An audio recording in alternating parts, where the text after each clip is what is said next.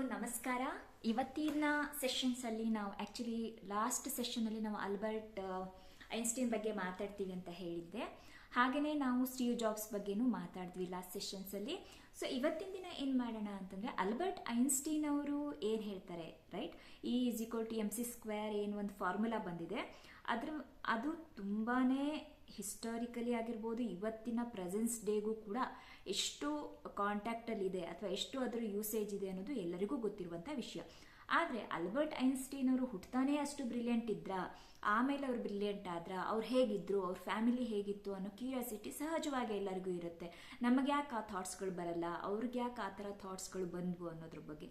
So ಇಲ್ಲಿ ಎಷ್ಟಾಗತ್ತೆ ಅಷ್ಟು ಓಕೆ, ನಿಮಗೆ ಅವರ ಲೈಫಿಂದ ತಗೊಳ್ಳುವಂಥ ಲೆಸನ್ಸ್ನ ನಾವು ನೋಡಬೇಕಾಗತ್ತೆ. ನಾವು ಚಿಕ್ಕ ಪುಟ್ಟ ಅಪಮಾನಗಳಿಗಿರ್ಬೋದು, ಚಿಕ್ಕ ಪುಟ್ಟ ಡಿಸ್ಕರೇಜ್ಮೆಂಟ್, ಬೇರೆಯವರು ನಮಗೆ ನಿಮ್ಮ ಹತ್ರ ಆಗಲ್ಲ ಅಂತ ಅಂದಾಗ ಆಗಿರ್ಬೋದು, ಅಥವಾ ಬೇರೆಯವರು ನಮ್ಮನ್ನು ತುಂಬ ಕೆಟ್ಟದಾಗಿ ನಡೆಸ್ಕೊಂಡಾಗಿರ್ಬೋದು, ಅವಾಗೆಲ್ಲ ನಮಗೆ ತುಂಬ ಬೇಜಾರಾಗ್ತಾ ಇರುತ್ತೆ. ಸೊ ನಾವು ಆ ಟೈಮಲ್ಲಿ ನಾವು ನಮ್ಮ ಸಾಧನೆಗಳನ್ನು ಮಾಡೋ ಕಡೆಗೆ ಜಾಸ್ತಿ ಗಮನ ಕೊಡ್ತಾ ಇರಲ್ಲ. ಹಾಗೆ ಮಾಡ್ದೇನೆ ಆಲ್ಬರ್ಟ್ ಐನ್ಸ್ಟೀನ್ ಅವರಿಗೂ ಆ ಥರದ ತುಂಬ ಅಪಮಾನಗಳು ಅವಮಾನಗಳು ಆದರೂ ಕೂಡ ಕೊನೆಯಲ್ಲಿ ಅವರು ಆ ಒಂದು ಸಾಧನೆಯನ್ನು ಮಾಡಿ ತಮ್ಮ ಜೀವನವನ್ನು ಸಾರ್ಥಕ ಮಾಡಿಕೊಂಡ್ರು. ಸೊ ಈ ಒಂದು ವಿಡಿಯೋ ಸೆಷನನ್ನು ನಾನು ಅವ್ರ ಒಂದು ಇಂಪಾರ್ಟೆಂಟ್, ತುಂಬಾ ಫೇಮಸ್ ಮತ್ತು ತುಂಬಾ ಯೂಸ್ಫುಲ್ ಆಗಿರುವಂತಹ ಒಂದು ಕೋಟಿಂದ ಈ ಸೆಷನನ್ನು ಸ್ಟಾರ್ಟ್ ಮಾಡ್ಬೇಕು ಅಂದ್ಕೊಂಡಿದ್ದೀನಿ. ಅದು ಆ ಕೋಟ್ ಏನಂತ ಅಂದರೆ,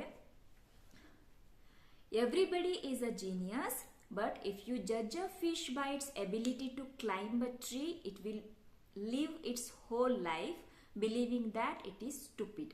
ಓಕೆ, ಇದರ ಅರ್ಥ ಏನಂತಂದರೆ, ಎಲ್ಲರೂ ಕೂಡ ಬುದ್ಧಿವಂತರೆ, ಎಲ್ಲರೂ ಕೂಡ ಇಂಟೆಲಿಜೆಂಟ್ ಆಗಿದ್ದಾರೆ, ಎಲ್ಲರೂ ಜೀನಿಯಸ್ ಆಗಿದ್ದಾರೆ, ಹುಟ್ಟತಾನೆ ಪ್ರತಿಯೊಂದು ವ್ಯಕ್ತಿಯೂ ಕೂಡ ಜೀನಿಯಸ್ ಆಗಿರ್ತಾನೆ. ಆದರೆ ಅವನು ಜೀನಿಯಸ್ ಆಗಿರೋದನ್ನು ಅವನ ಒಂದು ನ್ಯಾಚುರಲ್ ಆಗಿ ಇನ್ಕ್ಲೈನೇಷನ್ ಏನಿದೆ, ಓಕೆ, ಅವನ ಟ್ಯಾಲೆಂಟ್ ಏನಿದೆ ಅದನ್ನು ನೋಡಿ ನಾವು ಡಿಸೈಡ್ ಮಾಡಬೇಕೇ ಹೊರತು ಅವರು ಟ್ಯಾಲೆಂಟನ್ನು ಬಿಟ್ಟು ಅವರು ನ್ಯಾಚುರಲ್ ಆಗಿ, ಫಾರ್ ಎಕ್ಸಾಂಪಲ್ ಈಗ ಅವರು ಫಿಶನ್ನು ಕೊಡ್ತಾರೆ, ರೈಟ್, ಫಿಶ್ ಏನು ಮೀನು ಏನಿರುತ್ತೆ ನೀರಿನಲ್ಲಿ ಈಜಬೇಕಾದ್ರೆ ಅದು ನೋಡೋದೇ ಒಂದು ಮೆಸ್ಮರೈಸಿಂಗ್ ಇನ್ ದ ಸೆನ್ಸ್, ಅದು ನೋಡೋದೇ ಒಂದು ಆಶ್ಚರ್ಯ. ಯಾಕೆಂದರೆ ನಮ್ಗೆ ಸ್ವಿಮ್ಮಿಂಗ್ ಬರ್ದಿದ್ದವ್ರಿಗೆ ಅದು ಒಂದು ಏನೋ ಅನ್ಸುತ್ತೆ, ಓ ಇಷ್ಟು ಚೆನ್ನಾಗಿ ಸ್ವಿಮ್ಮಿಂಗ್ ಮಾಡುತ್ತೆ, ಫಿಶನ್ನು ನೀರಲ್ಲಿ ಬಿಟ್ಟರೆ ಅದು ಡಿಸೈನ್ ಆಗಿ ಸ್ವಿಮ್ ಮಾಡುತ್ತೆ, ಅದು ತಂದೆ ಆದ ರೀತಿಯಲ್ಲಿ ಸ್ವಿಮ್ ಮಾಡುತ್ತೆ, ತಂದೆ ಆದ ರೀತಿಯಲ್ಲಿ ಸ್ಪೀಡಾಗಿ ಹೋಗ್ತಾ ಇರುತ್ತೆ.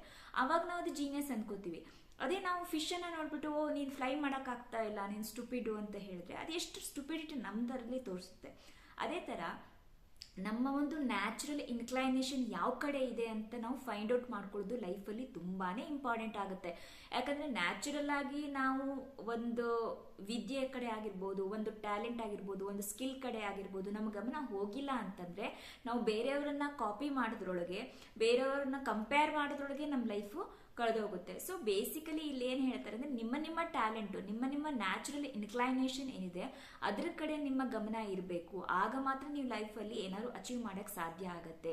ಅದನ್ನು ಬಿಟ್ಟು ನಿಮಗೆ ಚೆನ್ನಾಗಿ ಮಾತಾಡೋಕ್ಕೆ ಬರುತ್ತೆ, ನೀವು ಬ್ಯಾಕ್ ಸೀಟಲ್ಲಿ ಕೂತ್ಕೋತೀರಾ, ಇಲ್ಲ ನೀವು ಚೆನ್ನಾಗಿ ಪ್ರೆಸೆಂಟೇಷನ್ ಕೊಡ್ತೀರಾ, ನೀವು ಪ್ರೆಸೆಂಟೇಷನ್ ಕೊಡೋಕ್ಕೆ ಹೆಸಿಟೇಟ್ ಮಾಡ್ಕೋತೀರಾ, ರೈಟ್. ನಿಮ್ಮ ಟ್ಯಾಲೆಂಟ್ ಇದೆ ಅನ್ನೋ ನಿಮಗೂ ಗೊತ್ತಿದ್ರೂ ಕೂಡ ಹೆಸಿಟೇಟ್ ಮಾಡಿಕೊಂಡು ಹಿಂದೆ ಹೋಗ್ತಾ ಇರ್ತೀರಾ. ಸೊ ಹಾಗೆ ಮಾಡಬಾರ್ದು. ನಿಮ್ಮ ಏನು ನ್ಯಾಚುರಲ್ ಇನ್ಕ್ಲೈನೇಷನ್ ಇದೆ ಅದ್ರ ಕಡೆನೇ ಜಾಸ್ತಿ ಗಮನ ಕೊಟ್ಟು ಆ ಸ್ಕಿಲ್ಲನ್ನೇ ಇಂಪ್ರೂವ್ ಮಾಡ್ಕೊಳ್ಳೋಕ್ಕೆ ನೀವು ಪ್ರಯತ್ನ ಪಡಬೇಕು ಅನ್ನೋದು ಈ ಒಂದು ಕೋಟ್ದು ಮೀನಿಂಗ್ ಆಗಿರುತ್ತೆ, ರೈಟ್. ಸೊ ಆಲ್ಬರ್ಟ್ ಐನ್ಸ್ಟೀನ್ ಅವರು ಏನು ಹೇಳ್ತಿದ್ದಾರೆ, everybody is a genius, but if you judge a fish by its ability to climb a tree, okay, climb a tree ಅಂದರೆ ನೀವು ಮರ ಹತ್ತಕ್ಕೆ ಹೇಳಿದ್ರೆ ಫಿಶ್ಗೆ ಆಗುತ್ತಾ, ಅವಾಗ ಏನಂತೀರಾ, ಓ ಈ ಫಿಶು ಸ್ಟುಪಿಡ್ ಆಗಿದೆ ಅಂತ ನೀವು ಕನ್ಸಿಡರ್ ಮಾಡಿಬಿಡ್ತೀರಾ. ಸೊ ಇದೇ ಥರ ಸೊಸೈಟಿ ಕನ್ಸಿಡರ್ ಮಾಡುತ್ತೆ, ನಿಮ್ಮನ್ನು ಸ್ಟುಪಿಡ್ ಅಂತ ಕರಿಬೋದು. ಆದರೆ ನಿಮ್ಮ ಎಬಿಲಿಟಿಯನ್ನು ನೀವು ಅರ್ಥ ಮಾಡಿಕೊಂಡು ಆ ಎಬಿಲಿಟಿಯನ್ನು ಇಂಪ್ರೂವ್ ಮಾಡ್ಕೊಳ್ಳೋಕ್ಕೆ ಪ್ರಯತ್ನ ಪಡ್ತಾನೆ ಇರಬೇಕು. ಸೊ ಇಂಥ ಮಹಾನ್ ವ್ಯಕ್ತಿ ಆಲ್ಬರ್ಟ್ ಐನ್ಸ್ಟೀನ್ ಲೈಫಲ್ಲಿ ಏನಾಗಿತ್ತು, ಯಾಕೆ ಅವರು ಈ ಒಂದು ಕೋಟನ್ನು ಸ್ಪೆಸಿಫೈ ಮಾಡಿದ್ದಾರೆ ಅಂತ ನೋಡ್ಕೋತಾ ಹೋದರೆ, ಆಲ್ಬರ್ಟ್ ಐನ್ಸ್ಟೀನ್ ಅವರಿಗೆ ಹುಟ್ಟತಾನೆ ಮಾತೇ ಬರ್ತಾ ಇರಲಿಲ್ಲ. ಅಪ್ ಟು 3 ಇಯರ್ಸ್ ಆಯಿತು, 3.5 ಇಯರ್ಸ್ ಆದರೂ ಕೂಡ ಅವರಿಗೆ ಒಂದು ವರ್ಡ್ ಕೂಡ ಮಾತಾಡೋಕ್ಕಾಗ್ತಾ ಇಲ್ಲ. ಅವ್ರ ಫ್ಯಾಮಿಲಿಯವರು, ಆಮೇಲೆ ಮತ್ತೊಂದೇನಿತ್ತು ಅಂದರೆ, ಅವ್ರು ತುಂಬ ತಲೆ ಏನಿತ್ತು ಅವ್ರದ್ದು ತುಂಬ ದೊಡ್ಡದಾಗಿತ್ತು. ಒಂದು ಬಾಡಿಗೆ ಒಂದು ರೇಷಿಯೋ ಅಂತ ನಾವು ಕನ್ಸಿಡರ್ ಮಾಡಿದಾಗ ಒಂದು ತಲೆ ಇರ್ಬೋದು, ಆ ತಲೆ ಬಾಡಿ ರೇಷಿಯೋಕ್ಕಿಂತ ದೊಡ್ಡದಾಗಿತ್ತು. ಸೊ ಯಾರಿಗೂ ಅವರಲ್ಲಿ ಯಾವುದೇ ರೀತಿಯಾದಂಥ ಹೋಪ್ಸ್ ಇರಲಿಲ್ಲ. ಯಾಕಂದರೆ 3 ವರ್ಷ ತನಕ ಅವ್ರು ಮಾತೇ ಆಡ್ತಾ ಇರಲಿಲ್ಲ. ಆಮೇಲೆ ಸಡನ್ ಆಗಿ 3 ವರ್ಷ ಆದ್ಮೇಲೆ ಅವ್ರು ಸ್ವಲ್ಪ ಮಾತಾಡಕ್ ಶುರು ಮಾಡಿದ್ರು ಕೂಡ ಆ ಸೆಂಟೆನ್ಸ್ ಅನ್ನು ಅವರು ಪದೇ ಪದೇ ರಿಪೀಟ್ ಮಾಡ್ತಿದ್ರು word by word. For example, I want juice ಅಂತಿರ್ಬೋದು, ಅಥವಾ ಸೂಪ್ ಈಸ್ ವೆರಿ ಹಾಟ್ ಅಂತ ಇದ್ರೆ ಅದನ್ನ 2 ಸಲ ಹೇಳು. Soup is very hot, water, I want water, ಆ ಥರ ನನಗೆ ನೀರು ಬೇಕು, ಸೂಪ್ ಬಿಸಿಯಾಗಿದೆ ಅಂದ್ರೆ ಅದು 2 ಸಲ ರಿಪೀಟ್ ಮಾಡೋದಾಗಿರ್ಬೋದು, ಅಥವಾ ವರ್ಡ್ ಬೈ ವರ್ಡ್ ಹೇಳೋದನ್ನಾಗಿರ್ಬೋದು. ಅದೆಲ್ಲವನ್ನ ಕೂಡ ಒಂಥರ ಎಲ್ಲರಿಗಿಂತ ತುಂಬಾ ಭಿನ್ನವಾಗಿದ್ರು ಅವರು. ಅವ್ರನ್ನ ನೋಡಿದ್ರೆ ಯಾರಿಗೂ ಅವರು ಮುಂದೊಂದು ದಿನ ಇಷ್ಟೊಂದು ದೊಡ್ಡ ಅಚೀವ್ಮೆಂಟ್ ಮಾಡ್ತಾರೆ ಅಂತ ಒಂದು ಸಣ್ಣ ಕಲ್ಪನೆ ಕೂಡ ಯಾರಿಗೂ ಇರಲಿಲ್ಲ ಅಂತ ಆಲ್ಬರ್ಟ್ ಐನ್ಸ್ಟೀನ್ ಅವ್ರ ಏಜಿನ ಮಕ್ಕಳು ಎಲ್ಲ ಆಟ ಆಡ್ತಾ ಕೂತ್ಕೊಂಡಿದ್ರೆ ಐನ್ಸ್ಟೀನ್ ಅವರು ತುಂಬಾ ಕ್ವೈಟ್ ಆಗಿರ್ತಾ ಇದ್ರು. ಆದ್ರೆ ಅವ್ರು ತುಂಬಾ ಕ್ಯೂರಿಯಸ್ ಆಗಿದ್ರು. ಏನೋ ಒಂದು ವಸ್ತುವನ್ನ ನೋಡಿದಾಗ ಅದ್ರ ಬಗ್ಗೆ ಕ್ಯೂರಿಯಸ್ ಆಗಿರ್ತಾ ಇದ್ರು, ಅದ್ರ ಬಗ್ಗೆ ತಿಳ್ಕೊಬೇಕು ಅಂತ ಅನಿಸ್ತಾ ಇತ್ತು. ಬಟ್ ಬೇರೆ ಮಕ್ಕಳಿಗೆ ಹೋಲಿಸಿದಾಗ ಅವ್ರು ತುಂಬಾನೇ ಕ್ವೈಟ್ ಆಗಿರ್ತಾ ಇದ್ರು. ಎಲ್ಲಾ ಮಕ್ಕಳು ಆಡ್ತಾ ಇದ್ರೆ ಅವ್ರು ಸೈಲೆಂಟ್ ಆಗಿ ಒಂದ್ ಕಡೆ ಕೂತ್ ಬಿಡೋರು. ಸೊ ಇದನ್ನೆಲ್ಲ ನೋಡಿದಾಗ ಅವರು ಏನೋ ಅಚೀವ್ ಮಾಡ್ತಾರೆ ಅನ್ನೋ ಒಂದು ಯೋಚನೆ ಕೂಡ ಯಾರಿಗೂ ಬಂದಿರ್ಲಿಕ್ಕಿಲ್ಲ ಆ ಸ್ಟೇಜಲ್ಲಿ. ಸೊ 17ನೇ ವರ್ಷದಲ್ಲಿ ಅವರು ಏನು ಗ್ರಾಜುಯೇಷನ್ಗೆ ಹೋಗಬೇಕು ಅಂತ ಇತ್ತು, ಆ ಟೈಮಲ್ಲಿ ಅವರು ಸ್ಕೂಲನ್ನು ಡ್ರಾಪ್ ಔಟ್ ಮಾಡ್ತಾರೆ.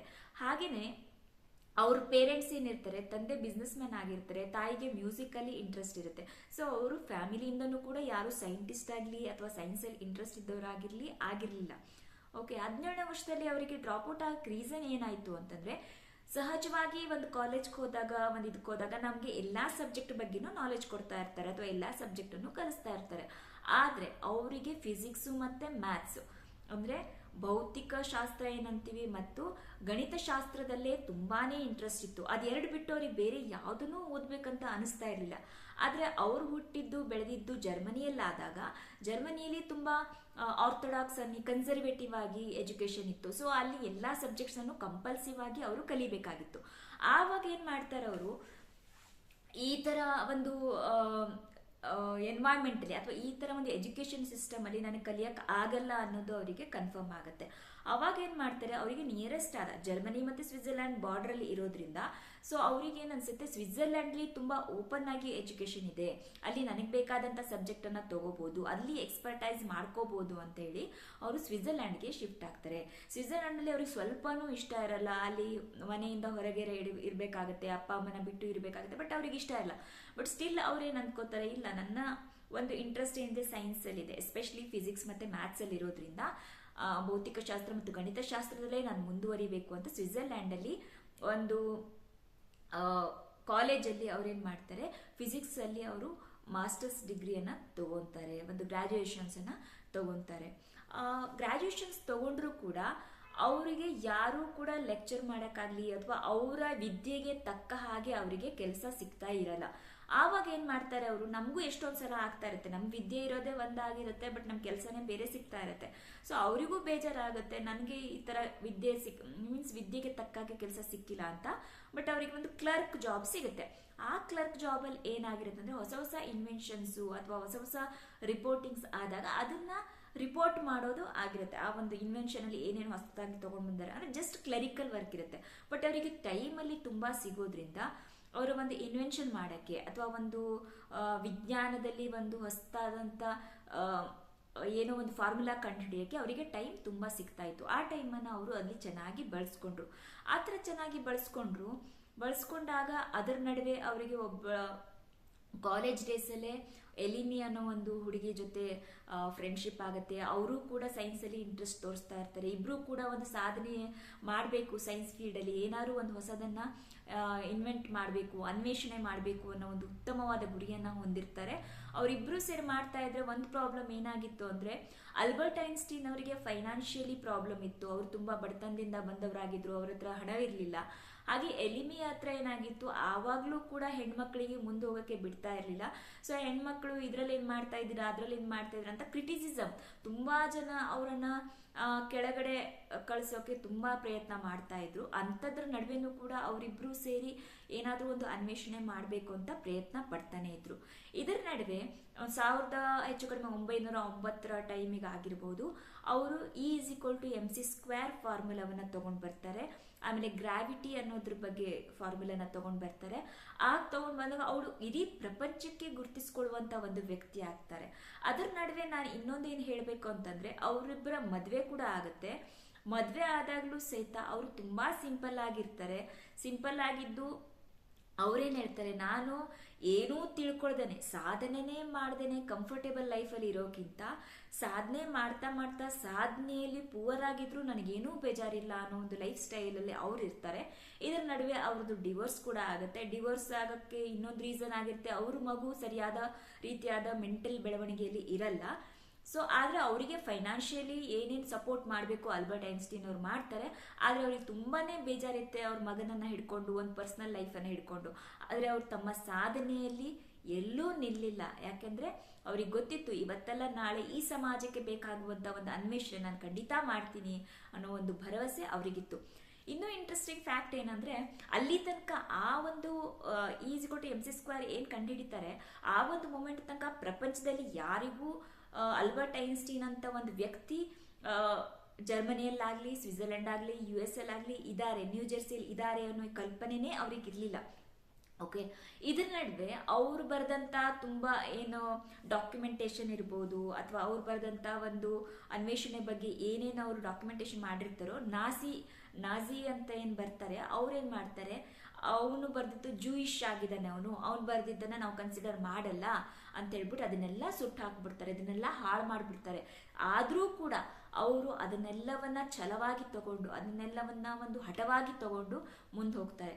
ಹೀಗೆ ಮುಂದೆ ಹೋದಾಗ ಒಂದು ಪ್ರಪಂಚಕ್ಕೆ ಗೊತ್ತಾಗುವಂತ ವ್ಯಕ್ತಿ ಆಗ್ತಾರೆ ಅವರು. ಪ್ರಪಂಚದ ಪ್ರತಿಯೊಬ್ಬ ಸೈಂಟಿಸ್ಟ್ ಆಗಿರ್ಬೋದು, ಪ್ರಪಂಚದಲ್ಲಿರೋ ತುಂಬಾ ಬುದ್ಧಿವಂತ ಜನರು ಕೂಡ ಅವ್ರ ಬಗ್ಗೆ ಮಾತಾಡಕ್ ಶುರು ಮಾಡ್ತಾರೆ. ಅವರಿಗೆ ಅವಾರ್ಡ್ ಅನ್ನ ಕೊಡಕ್ತಾರೆ. ಸೈನ್ಸ್ ಅಲ್ಲಿ ಅವ್ರು ಮಾಡಿದಂತ ಸಾಧನೆಗೋಸ್ಕರ ಅವರಿಗೊಂದು ಅವಾರ್ಡ್ ಕೊಟ್ಬಿಟ್ಟು, ಇವಾಗ ನೀವು ಏನಾದ್ರೂ ಒಂದ್ ಸ್ವಲ್ಪ ಶೇರ್ ಮಾಡಿ, ನಮ್ ಜೊತೆ ಮಾತಾಡಿ ಅಂತ ಹೇಳ್ತಾರೆ. ಅವಾಗ ಇಷ್ಟು ಇಂಟ್ರೆಸ್ಟಿಂಗ್ ಆಗಿದೆ ಒಂದು ಮಾತು ಆಲ್ಬರ್ಟ್ ಐನ್ಸ್ಟೀನ್ ಅವ್ರು ಹೇಳ್ತಾರೆ. ಅದರ ಆಳ ಎಷ್ಟಿದೆ, ಅವ್ರು ಎಷ್ಟು ಬೇಜಾರದಿಂದನ ಖುಷಿಯಿಂದನ ಹೇಳ್ತಾರೆ ಅಂತನ ತಿಳ್ಕೊಬೇಕು. ಅವ್ರು ಏನ್ ಹೇಳ್ತಾರೆ ಅಂದ್ರೆ, ನಾನಿವತ್ತು ಸಾಧನೆ ಮಾಡಿದೀನಿ, ಆ ಸಾಧನೆ ಮಾಡಿದ್ದಕ್ಕೆ ಮಾಡದೇ ಇದ್ರೆ, ಓಕೆ, ಆ ಸಾಧನೆ ಮಾಡದೇ ಇದ್ರೆ ಜರ್ಮನಿಯವ್ರು ಏನ್ ಹೇಳ್ತಾ ಇದ್ರು, ಇವನು ನಮ್ಮವನಲ್ಲ ಅಂತ ಹೇಳ್ತಾ ಇದ್ರು. ಓಕೆ, ಇವನು ಜೂಯಿಶು, ಇವನು ನಮ್ಮವನಲ್ಲ ಅಂತ ಹೇಳ್ತಾ ಇದ್ರು. ಅಮೆರಿಕದವ್ರು ಏನ್ ಹೇಳ್ತಾ ಇದ್ರು, ಇವನು ಜರ್ಮನಿಯವನು, ನಮ್ಮವನಲ್ಲ ಅಂತ ಹೇಳ್ತಾ ಇದ್ರು. ಸೊ ನಾವು ಸಾಧನೆ ಮಾಡದೇ ಇದ್ದಾಗ ಯಾರೂ ಕೂಡ ನಮ್ಮವರು ಅಂತ ನಮ್ಮ ಜೊತೆ ನಿಲ್ಲಲ್ಲ. ಓಕೆ, ಅದೇ ನಾನೀಗ ಸಾಧನೆ ಮಾಡಿದ್ದೀನಿ, ಇಡೀ ಪ್ರಪಂಚಕ್ಕೆ ಗೊತ್ತಾಗಿದೆ ನಾನು ಯಾರು ಅಂತ. ಆ ಸಾಧನೆ ನನ್ನ ತಲೆಯಲ್ಲಿ ಇಲ್ಲ, ಅಥವಾ ಆ ಸಾಧನೆನ ತಲೆಯಲ್ಲಿ ಇಟ್ಕೊಂಡು ಮಾತಾಡ್ತಾ ಇಲ್ಲ, ಬಟ್ ಸ್ಟಿಲ್ ಈ ಪ್ರಪಂಚಕ್ಕೆ ಗೊತ್ತಾಗಿದೆ ನನ್ನ ಒಂದು ಸಾಧನೆ. ಈ ಟೈಮಲ್ಲಿ ಏನ್ ಹೇಳ್ತಾರೆ, ಅಮೆರಿಕದಲ್ಲಿ ಅವರು ಲಾಸ್ಟ್ ಮೂಮೆಂಟ್ಗೆ ಯಾವಾಗ ನಾಸಿಸ್ ಅವ್ರ ಎಲ್ಲ ಡಾಕ್ಯುಮೆಂಟನ್ನೆಲ್ಲ ಹಾಳು ಮಾಡ್ತಾರೋ, ಅವರು ನ್ಯೂ ಜೆರ್ಸಿ US ಶಿಫ್ಟ್ ಆಗ್ತಾರೆ.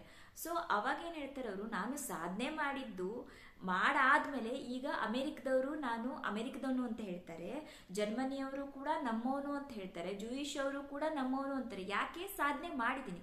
ಸೊ ಇಷ್ಟೇ ಲೈಫಲ್ಲಿ ಇರೋದು. ನಾವು ಸಾಧನೆ ಮಾಡಿದಾಗ ಎಲ್ಲರೂ ನಮ್ಮವರು, ಅವ್ನು ನಮ್ಮವನು, ನಾವು ಸಾಧನೆ ಮಾಡಿದ ತಕ್ಷಣ ಓಕೆ ಅವ್ನು ನಮ್ಮವನು, ಅವ್ನು ನನ್ಗೆ ಚೆನ್ನಾಗಿ ಗೊತ್ತು ಅಂತ ಹೇಳ್ತಾರೆ. ಅದೇ ನಾವು ಸಾಧನೆ ಮಾಡಿಲ್ಲ, ನಾವು ಜೀವನದಲ್ಲಿ ಬರೀ ಸೋಲನ್ನೇ ಅನುಭವಿಸ್ತಾ ಇದ್ದೀವಿ ಅಂದ್ರೆ ಯಾರೂ ನಮ್ಮ ಕೈ ಹಿಡಿಯಕ್ ಬರಲ್ಲ. ಎಲ್ಲರೂ ಏನ್ ಹೇಳ್ತಾರೆ, ಓ ಇವನ್ ನಮ್ಮವನಲ್ಲ, ಇವನ್ ನನಗೆ ಗೊತ್ತೇ ಇಲ್ಲ, ಇವನ್ ಜೊತೆ ನಾವು ಸ್ನೇಹನೇ ಮಾಡಿಲ್ಲ ಅನ್ನೋ ತರ ಬಿಹೇವ್ ಮಾಡ್ತಾರೆ.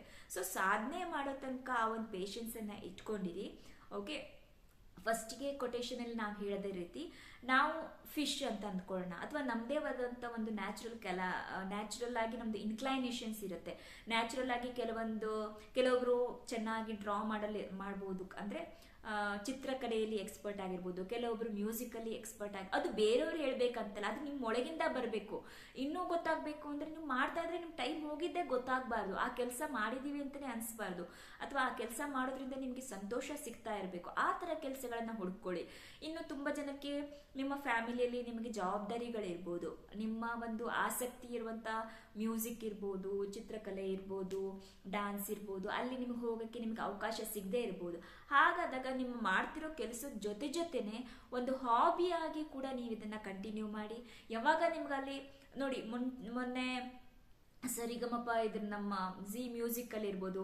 ಸೊ ಎಷ್ಟೊಂದು ಜನ ಪೊಲೀಸ್ ಕಾನ್ಸ್ಟೇಬಲ್ಸ್ ಕೂಡ ಬಂದಿದ್ದಾರೆ, ಎಷ್ಟೊಂದು ಜನ ಇಂಜಿನಿಯರ್ ಬ್ಯಾಕ್ಗ್ರೌಂಡು, ಡಾಕ್ಟರ್ಸ್ ಬ್ಯಾಕ್ಗ್ರೌಂಡು ಬಂದಿದ್ದಾರೆ. ಹೇಗೆ ಅವರೆಲ್ಲ ಸೈಡ್ ಆಗಿ ಹಾಬಿಯನ್ನ ಕಲ್ತ್ಕೊಂಡು ತಮ್ಮ ಹಾಬಿಯಾದ ಮ್ಯೂಸಿಕ್ ಅನ್ನ ಕಂಟಿನ್ಯೂ ಮಾಡ್ಕೋತಾ ಹೋಗ್ತಾ ಇದ್ದಾರೆ.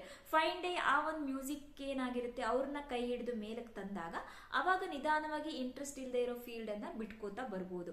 ಸೊ ಅಲ್ಲಿ ತನಕ ನಾವು ಜವಾಬ್ದಾರಿಯುತವಾದ ಒಂದು ಪ್ರಜೆಯಾಗಿಯೂ ಜವಾಬ್ದಾರಿಯುತವಾದ ಒಂದು ಫ್ಯಾಮಿಲಿಲಿ ಮೆಂಬರ್ ಆದಾಗ ನಮ್ಮ ಇಂಟ್ರೆಸ್ಟ್ ಅನ್ನು ನಾವು ಕಂಟಿನ್ಯೂ ಮಾಡಬೇಕು. ಇಲ್ಲಾಂದ್ರೆ ಲೈಫಲ್ಲಿ ಇಂಟ್ರೆಸ್ಟ್ ಬರಕ್ ಸಾಧ್ಯನೇ ಇಲ್ಲ. ಇದೇ ರೀತಿ ಮೆಕ್ಯಾನಿಕಲ್ ಆಗಿ ರೋಬೋಟಿಕ್ ಆಗಿ ನಾವು ನಡ್ಕೋತಾ ಹೋಗ್ತಾ ಇದ್ದಾಗ ಲೈಫು ತುಂಬಾ ಬೋರ್ ಅನ್ಸಕ್ ಶುರುವಾಗುತ್ತೆ. ಲೈಫಲ್ಲಿ ನಾವು ಏನು ಅಚೀವ್ ಮಾಡ್ತಾ ಇಲ್ವೇನೋ, ಏನು ಮಾಡಿ ಏನು ಉಪಯೋಗ ಅನ್ನೋ ತರ ಬರುತ್ತೆ. ಸೊ ಹಾಗಾಗ್ದೇನೆ ಪ್ರತಿದಿನನೂ ನಾವು ಜೀವಿಸ್ಬೇಕು, ಪ್ರತಿದಿನನೂ ನಮ್ಗೆ ಸಂತೋಷ ಸಿಗ್ಬೇಕು ಅಂದ್ರೆ ನಮಗೆ ಇಂಟ್ರೆಸ್ಟ್ ಇರುವಂತ ಒಂದು ಕಲೆಯನ್ನಾಗ್ಲಿ, ಒಂದು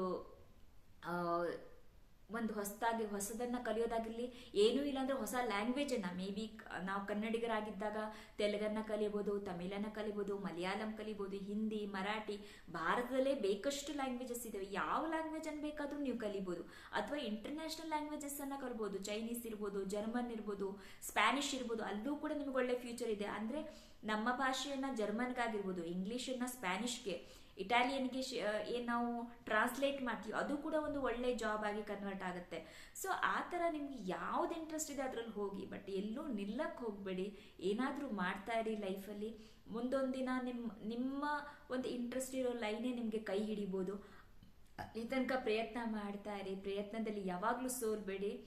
ಸೋಲನ್ನು ನೀವು ಎಲ್ಲಿ ತನಕ ಒಪ್ಕೊಳ್ಳಲ್ವೋ, ನೀವು ಗ್ರೌಂಡಲ್ಲಿ ಎಲ್ಲಿ ತನಕ ಇರ್ತೀರೋ ಅಲ್ಲಿ ತನಕ ನೀವು ಯಶಸ್ವಿ ಆದ್ರಿ ಅಂತಾನೆ ಅರ್ಥ. ಯಾವಾಗ ನೀವು ಗ್ರೌಂಡನ್ನು ಬಿಟ್ಟು ಹೋಗ್ತೀರಾ, ನಿಮಗೆ ನೀವೇ ಸೋಲನ್ನ ಒಪ್ಕೋತೀರಾ, ಆವಾಗಲೇ ಅದು ನಿಮ್ಗೆ ಸೋಲಾಗುತ್ತೆ ವಿನಃ ಬೇರೆಯವ್ರು ಯಾರೋ ಹೇಳಿದ್ರು ಅಂತ ನಿಮ್ಗದು ಸೋಲಾಗಲ್ಲ. ನೀವು ಸೋಲನ್ನ ಒಪ್ಕೋಬಾರ್ದು. ನೀವು ಸೋಲನ್ನ ಒಪ್ಕೊಳ್ದೇನೆ ಪ್ರತಿದಿನ ಪ್ರತಿ ಕ್ಷಣ ಹೊಸ ಪ್ರಯತ್ನ ಮಾಡ್ತಾ ಇದ್ದಾಗ ಮಾತ್ರ ನೀವು ಮುಂದೊಂದಿನ ಜಯ ಗಳಿಸೋಕೆ ಸಾಧ್ಯ. ಅದು ನಿಮ್ಮ ಮನಃಶಾಂತಿಗಾಗಿರ್ಬೋದು, ಅದು ಹಣಕ್ಕಾಗಿರ್ಬೋದು, ಅಥವಾ ಪ್ರೀತಿಗಾಗಿರ್ಬೋದು, ಅಥವಾ ಫ್ಯಾಮಿಲಿಗೋಸ್ಕರ ಆಗಿರ್ಬೋದು, ಏನೂ ಆಗಿರ್ಬೋದು. ಬಟ್ ಪ್ರಯತ್ನ ನಿಲ್ಸೋಕೆ ಹೋಗ್ಬೇಡಿ, ಪ್ರಯತ್ನ ಮಾಡ್ತಾ ಇರಿ ಅಂತ ಹೇಳ್ತಾ ನಿಮಗೆಲ್ಲರಿಗೂ ನಮಸ್ಕಾರ ಹೇಳ್ತಾ ಮತ್ತೆ ಮುಂದಿನ ವಿಡಿಯೋದಲ್ಲಿ ಮುಂದೆ ಮತ್ತೊಂದು ಒಳ್ಳೆಯ ಪರ್ಸನಾಲಿಟಿ ಜೊತೆ ಬರ್ತೀನಿ. ಅಲ್ಲಿ ತನಕ stay tuned. Okay, all the best. ಚೆನ್ನಾಗಿ ಮಾಡಿ. ಏನೇ ಫೀಲ್ಡಲ್ಲಿ ಇರ್ಬೋದು, ನೀವೆಲ್ಲ ಒಳ್ಳೆ ರೀತಿಯಿಂದ ನಿಮ್ಮ ಎಜುಕೇಷನ್ ಅನ್ನ ಕಂಟಿನ್ಯೂ ಮಾಡಿ, ಜಾಬಲ್ಲಿ ಇಂಟ್ರೆಸ್ಟ್ ತೋರಿಸಿ. ಯಾಕಂದ್ರೆ ಎಷ್ಟೋ ಜನ ಜಾಬ್ ಇಲ್ಲದೆ ಒದ್ದಾಡ್ತಾ ಇದ್ದಾರೆ, ಎಷ್ಟೋ ಜನಕ್ಕೆ ಎಜುಕೇಷನ್ ಸಿಗ್ತಾ ಇಲ್ಲ. ನೀವು ಲಕ್ಕಿ ಅಂತ ಅಂದ್ಕೊಳ್ಳಿ. ಎಷ್ಟೋ ಜನಕ್ಕೆ ಸಿಗದೆ ಇರುವಂಥ ಭಾಗ್ಯ ನಿಮಗೆ ಸಿಕ್ಕಿದೆ, ಅದನ್ನ ಅನುಭವಿಸಿ. ಹಾಗೆ ಆ ಒಂದು ಇದನ್ನ ಗ್ರೇಟ್ಫುಲ್ ಆಗಿರಿ. ದೇವರಿಗೆ ಯಾವಾಗಲೂ ಗ್ರೇಟ್ಫುಲ್ ಆಗಿರಿ. ದೇವರು ಅಂತಂದು ಸುಪ್ರೀಂ ಪವರ್ ಅಂತ ಹೇಳಿ, ಅಥವಾ ನಮ್ಮೆಲ್ಲದಕ್ಕೂ ಮಿಗಿಲಾಗಿ ಒಂದು ಯೂನಿವರ್ಸ್ ಅಂತ ಇದೆ.